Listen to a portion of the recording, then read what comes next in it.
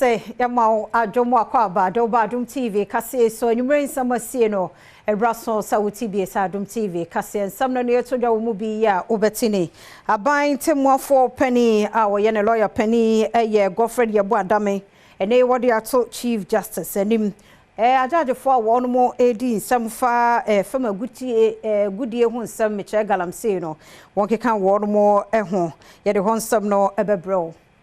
Asuye ya ehwa pomuden ho nsam nso ene ya pomuden adwumayefo bi a wo trauma and specialist hospital ya wonsu no won ban bi nti nam so ama pomuden a ke wo se koyie no ye de won akoja CID ene attending general department say won hwehwem ye be kɔ no yakɔhwɛ the director of health services and kamantami monso oka de afa enuro ya ye de ma enkora ho eno ene apomuden adwadie beba go kansie Obi my so any anigede yaka bom de bro Adom TV kase or share live on Facebook /Adom TV Extra Go TV 119 DSTV 280 YouTube Adom TV Tube your ho in some way any bebre ka ho so kwa adomonline.com ya de egu ho faseda ema Majoy Trish one tadi ba ko ene hye ko Instagram Majoy Trish on mo ho etire no so eye the links on so Instagram on ye midin de afia Say afia ni de mientie said and 70 mu etie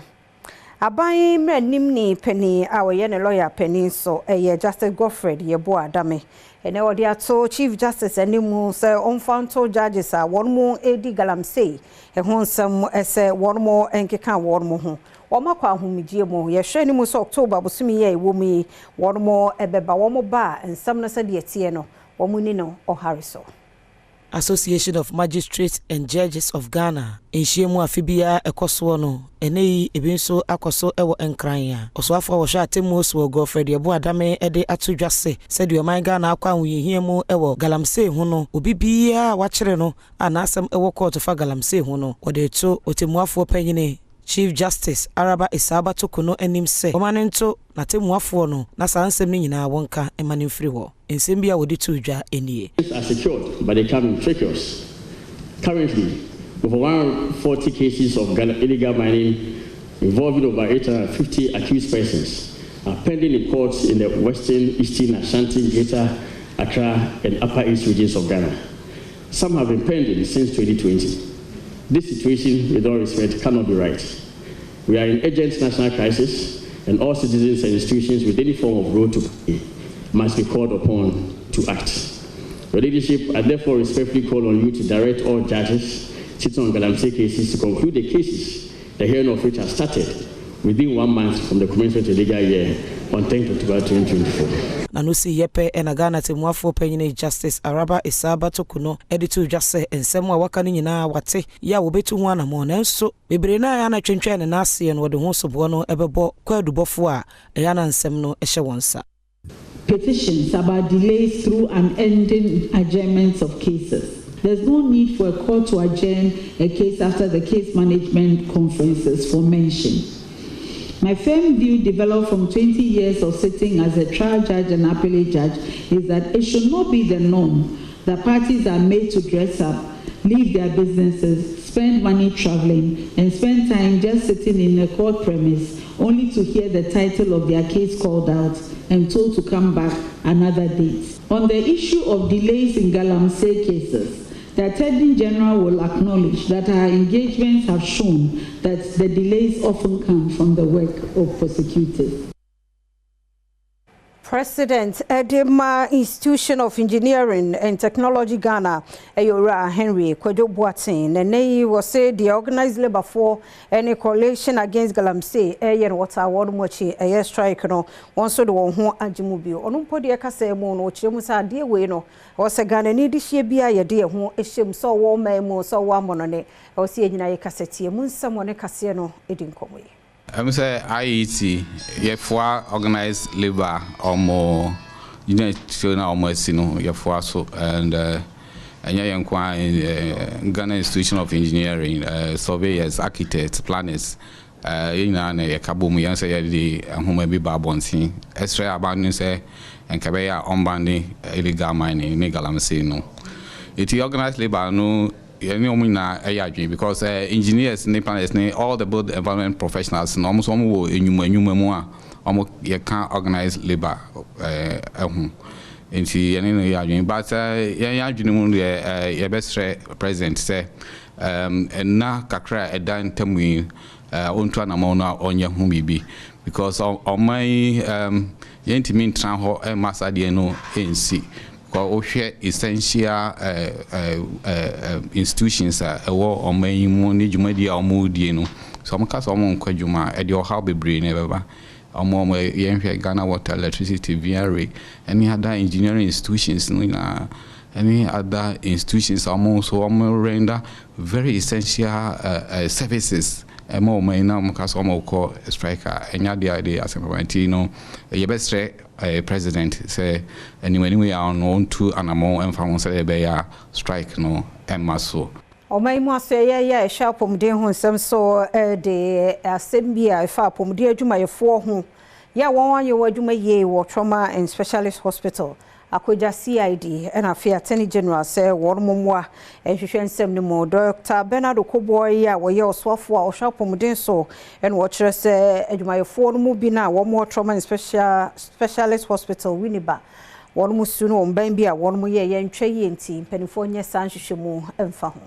Encreta asue sharp omuden ho nsam so edebetu dwa ene wo kire mu se swafo a wo hwa asue so Dr. Bernardo Koboy ahyese nyoye ekoso ewo Winneba Trauma and Specialist Hospital ye nam so ema nipa baako ehwere ne nkwa no Criminal Investigation Department CID and Attorney General's Department enhwehwemu abrasa asemi ebetu dwa no Ghana Health Service etse abodwakuo se wonom enhwehwe nyoye a adwumayefo no eyeye nimu enum won hwehwemu a woyewie no wode ba betu dwa se adwumayefo an wo honom sa abre no wonom ka wo hu bomu ena ohyeda eyi yarefo no efi aresabia honom ede ne ko odwobi ya osusu se honom en wo firi ekoja ne wo honom a enam so ma wo hwere ne nkwa na saade a woyeye no na nya ne kwan so eno no abedwakuo no esanse di tu dwa se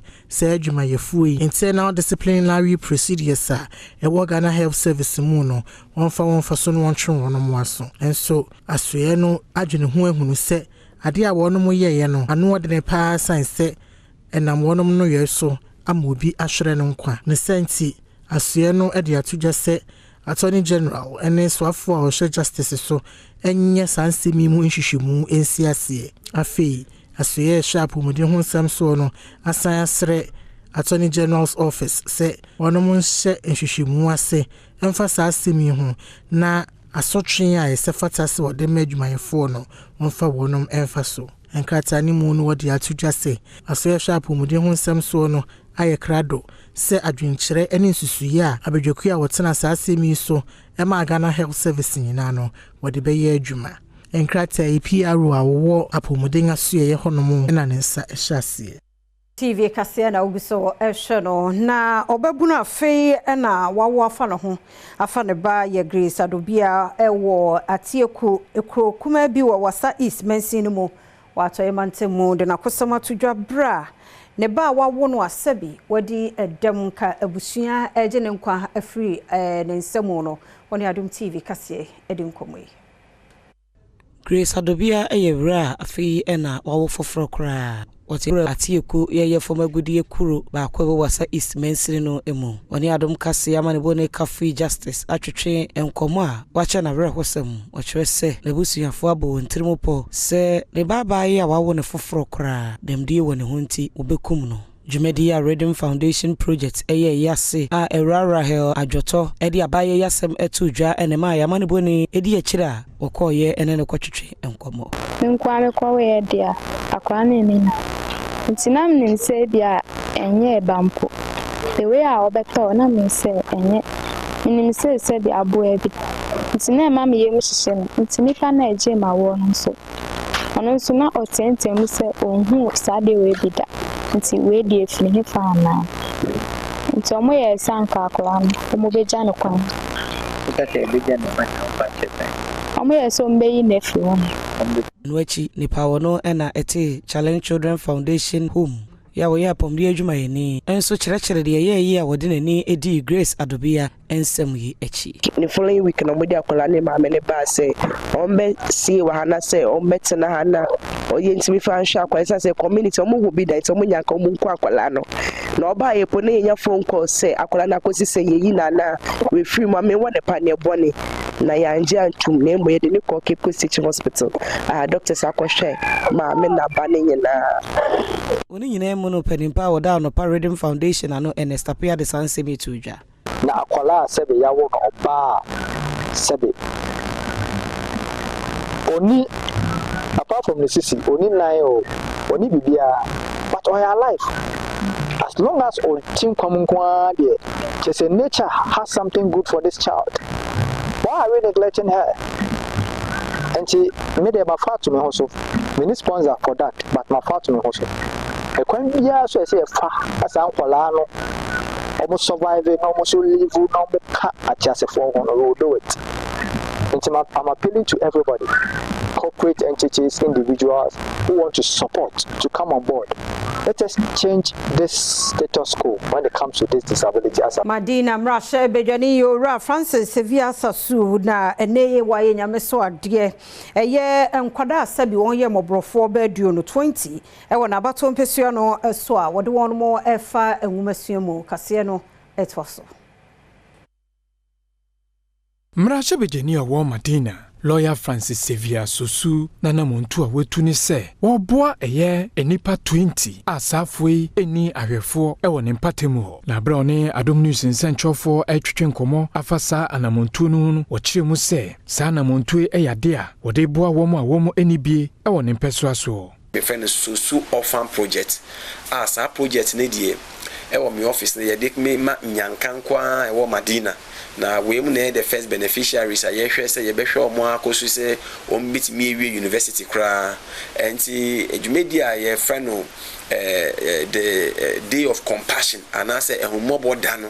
ne nkyerɛkyerɛ no eno no ne ye bompa ye se edwumedi ehu ne se kwancha de efe na so ye disika na ye we hwe se ne a edwumedi ne kɔ no a ehu sikasem eya na eha adwen papa enti ye be stress the Madina Emergency Relief Fund bi a ye de ato ho no mo a eto de bi e mo ne ye boa ene ye kikasika e de boa wo mo a wo mo ni bi na ye de e boa ye some of ye say outreach no wo be boa ama yetimi aye amana aye krabehwe. Unit Committee Member Rebecca Akwete enso e de to Adom News nsentwofo anim ekwan a wo mo fa so enya san nipa yi a sese wo mo enya moa efiri Mrashe Bejani ni wo ebinum amufu ebinum ne ohwo wo mo no wo mo ni hwe nti mankura ni namnam wo mo namnam gain center adetia wo mo namnam pasabasa nti ebue kwan no na mekofa wo mu a wo mo namnam ne se me de wo mo ba ne MP ahwo wo mo ama me wo school. Oman Ghana enwumasua ehunu ensakraye kase pa e wa brabom ni tichu e wa enwumasua mu na seda no kwade ama National Association of Graduate Teachers eye Nagrat se de suo mu kra no wo ku wo ho boa e ma adesua ne adekere so aya kono Nagrat ba ye mfie duonu enumu ni nti nkramantam yi mu dwamtenani Henry tete ena enei watcher Senagrat aya de pa no maboanso amangumasua agina ne naiso. National Association of Graduate Teachers echanichia Senagrat aiwo enkramantem mu won ma hye won finhie aduonunum enwa fashion wase asenti edaso eye the emergence of Nagrat, the beginning of empowering, inspiring and liberating the Ghanaian teacher. Say dwumadie echre Nagrat emodem mu a wabo ewo achwechwefo abrabom ema bi nso aso adesuafo so wo pedwumadie wontoma ena enkramantem mu titre ne Henry tete afi kasi sudia se Nagrat edi akotene pa ewo Oman Ghana enwumasua edrum pempen so pa emu Nagrat bae no amati sheni no ne wetumpon we making progress ewo ne ejuma na oye no mu in terms of rank tete no uwe university a usan betua bebi ana ufi ansa na oko university ni na je say university na oko ye no reward be amemu in terms of your salary or your rank. But no na ye pray what Nagrat said no. where we university e was say you recognize say where we university na niam esesa ema inti se see obi we university onko principal onko senior superintendent biom or co principal superintendent inti enche na obedu director me say me nche den yi but me gina he me deputy director echina no me kwa director 2 director 1 not just my ready meeting my director general of Ghana Education Service and wechi and GS Council Secretary Ronald Akwaya wono and etena ponti wodwumadi na sede to Nagrat and him say woman hwehwemu eni wanim kan ewo ndwuma wo ye no se bayi a ebetimi aboa ewo gina yesie emu. There's no single document we use other than your own code of conduct. So I'll plead with you to kindly read your code of conduct. Everything is spelled out there. And read the Pre-Tertiary Act 1049 Act 2020. And then I'll urge NAGRAT to also work with the other unions to have a well-developed scheme of service. Adom TV kasia na uguso shan wadaro ma chenye yenche de wachiro so ye ba ebetwaso. Election headquarters ye mwakwa babiem ye twaso na yahwe abato mu nsem Franka Tunima NDC amanyoko John Dramani Mahama se Ghana fo nyame ya adom na tumi no ebedi ne nsem se Ghana mampani a wobehwe na hajj ebo ebetumi aba form se be yankramofo nso sa kwanti konkron no so ebekoboko na obi atumi ede ne ho ahyembi. NDC amanyoko no Franka Tuni ene nananom ene omanfo a owagambaga na rerugu ene etwetwe enkomo ewo na proba wodi akopi atifido wepo ye mantemu dodo na ewo sa ekuro yimu eye muslimifo ya wo hwe kwan se hyehyɛ ya wodo a NDC amanyoko no de beto wanimu no ebesesa won mu abrabokra ba ko ka ho eye sika kase a wotua ansa no watimi akọ meka akobompa ya eye haje no de no ena kane mampanyi John Dramani Mahama editu dwase na aban eye hyehyɛ ye pia na mamuo mu no na hajj ne bo no ewo fam a ehye muslimifo nkran ema wo mo etu sa kwan no. We worked on the Tamale airport so that if our people are traveling for the hajj, they don't have to go all the way to Accra to be able to fly directly to the Holy Land. And as president, I witnessed the first flight from Tamale airport that went straight to Medina and carried our pilgrims to Mecca. We also were able to keep the price of Hajj very low. And so before I left office, if you wanted to go for Hajj, the cost was 11,900 cedis, less than 12,000 cedis. Today, if you want to go to Hajj, you have to pay not less than 75,000 cedis before you are able to perform the pilgrimage. En wechi wakari to aso se wonya baenwa no a haji anebo ehura kosoro a enti muslimifo akademo a wontimi enko no obesesem na aboa nso ama wonum abrabo nso asesa. When we come, we're going to work to lower the fare so that as many people who want to perform the fifth pillar of Islam, which is a pilgrimage to Mecca, will be able to do so. And apart from that, we're going to add one more holiday to the Eid al-Fitr holiday, so that after fasting, sometimes there's confusion. Some people pray on one day, others pray on the other day because they didn't see the moon or they saw the moon. So we're adding one more holiday so that whether you fast today or whether you break the fast today or you break the fast tomorrow, so that you can rest and celebrate the Eid al-Fitr.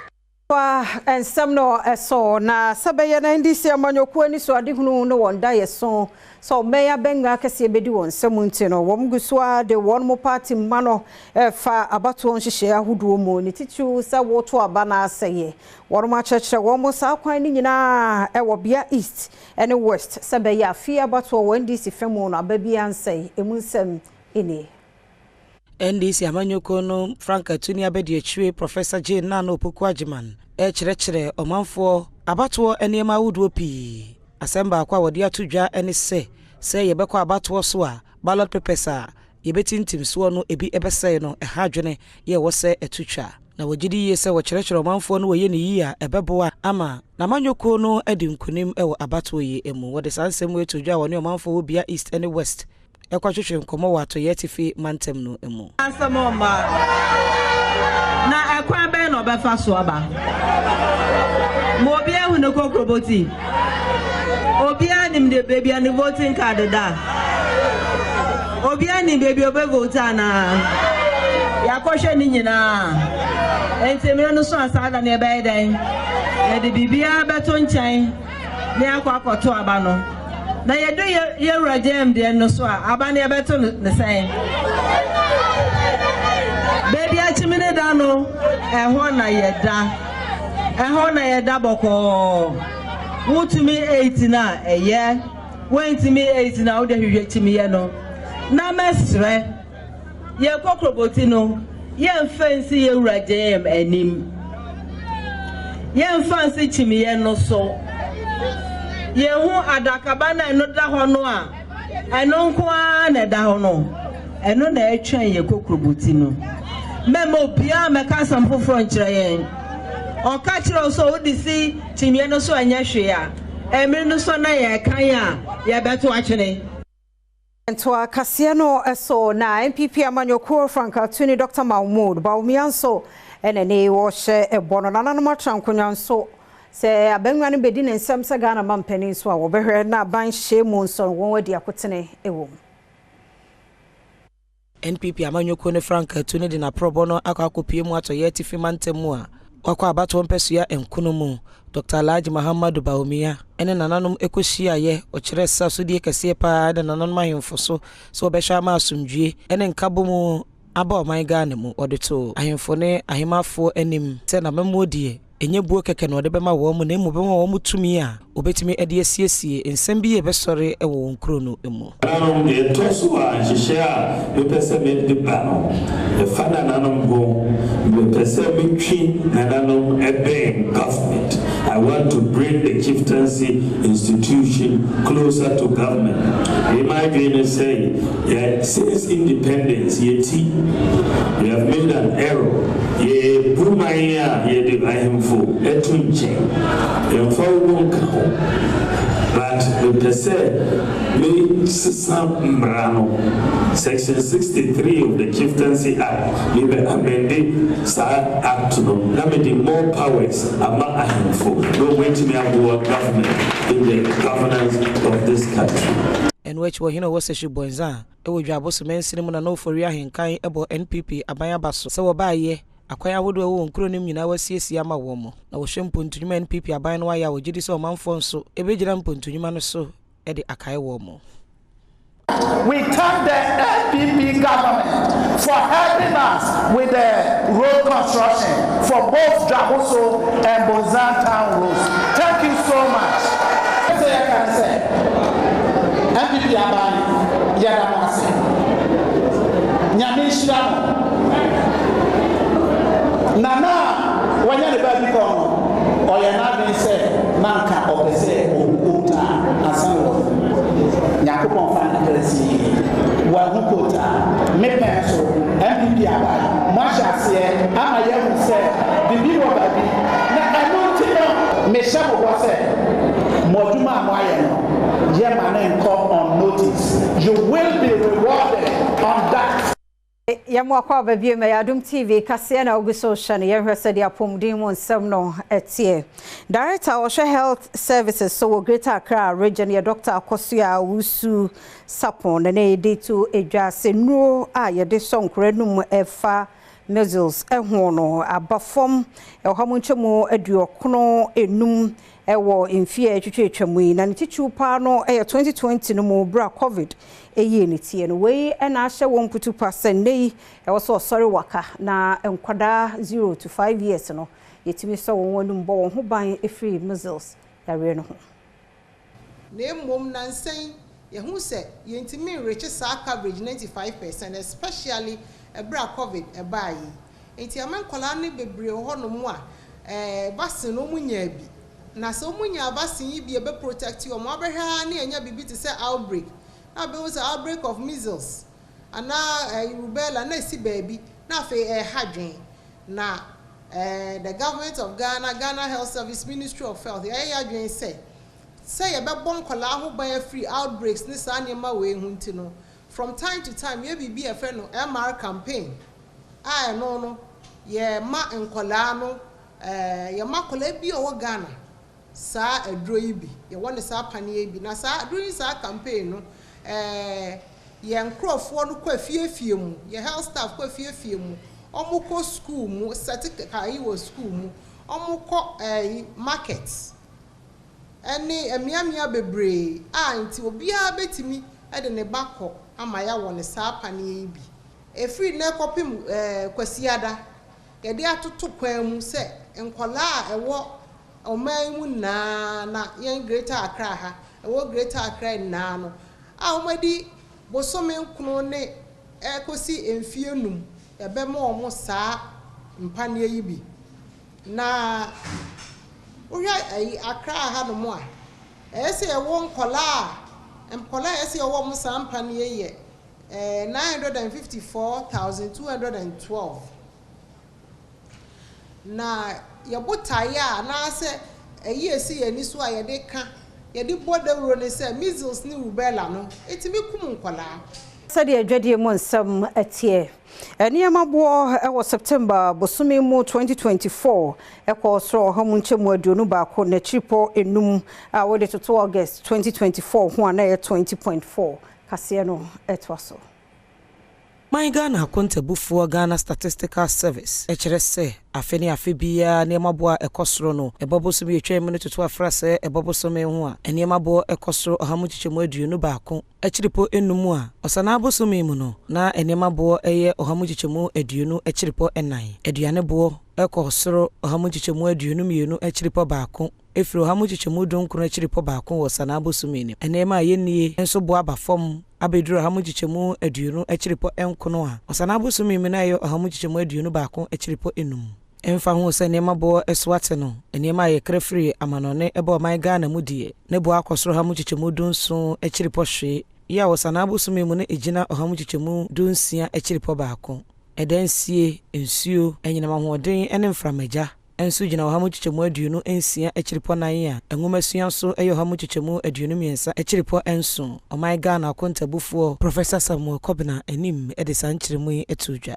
In the month of September 2024, year-on-year rate of inflation stood at 21.5%, indicating that between September 2023 and September 2024, the average price levels of goods and services went up by 21.5%. On a year-on-year basis, for September 2024, prices of goods and services went up by 21.5%. This indicates a 1.1 percentage point variation between the year-on-year inflation that was recorded in August 2024, which stood at 20.4%, relative to the 21.5% that has been recorded for September 2024.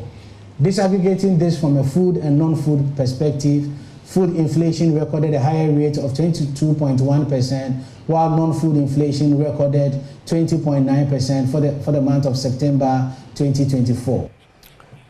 Ebusama mena sese oguso ehwe Adom TV emra so agudie mo nsema na nyom se sojibre na memfa enkomado no ento asoma ma yemowremo ewo owura Randy Abe doctor ende uremo ewo executive council no so a obo adwumaden pa na ndey ensema wode eba eni obekai sese de kafu mpanifo da betudwa senyame adoma efiada 11th October 2024 Ghana eni Sudan akensie na fidie ebetimi esia kan ewa Accra Sports Stadium na no eno penino echese emraso a ss mpanifo ac agopama bi ewo communities ni mu a ombe consult efino esanse astrotefe wo memo no bebre na enye papa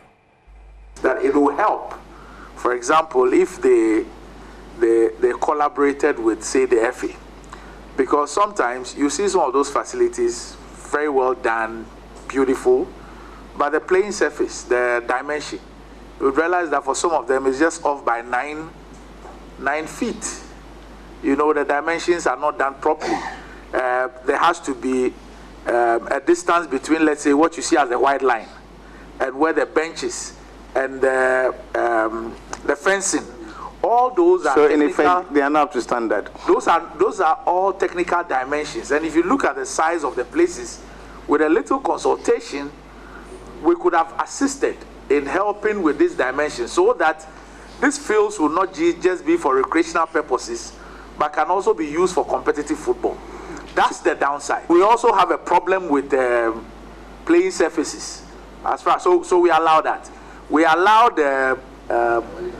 Medina to be used. That also there were issues. In fact, even the day.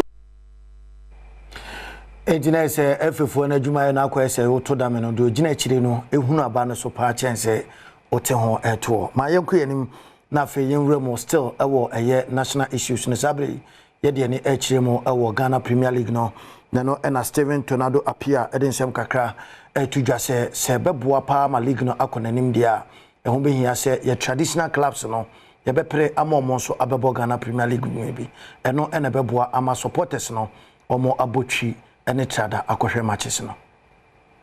So happy to play against the youngsters, and these are the names when we hear, yes, and all the community come and support them. It's a religion for them.